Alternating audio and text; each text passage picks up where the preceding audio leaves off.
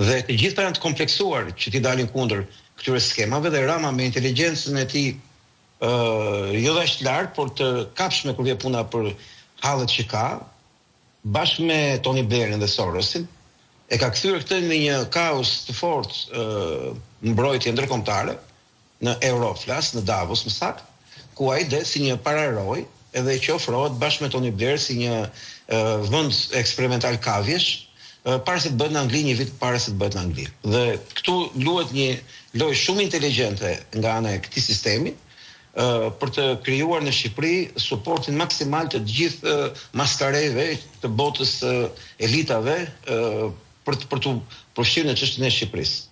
Pse e them këtë gjë? E them këtë gjë sepse ajo që njerëzit nuk këtu ka një ignorancë madhe, njerëzit nuk kanë ide për çfarë flasim ne. Jemi asimi 2% e popullsisë që jemi gjendë ta kuptojmë këtë debat, këtë çështje. Dhe kjo nuk ka të bëjë me teknologjinë fare, ka të bëjë me kuptimin e realiteteve të reja, orwelliane.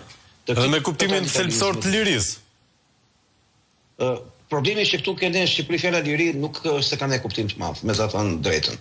Këtu se kuptojnë njerëzit fjalën liri. Ne e pam dhe kohën e pandemisë, sa pak njerëz ishim që reagonin.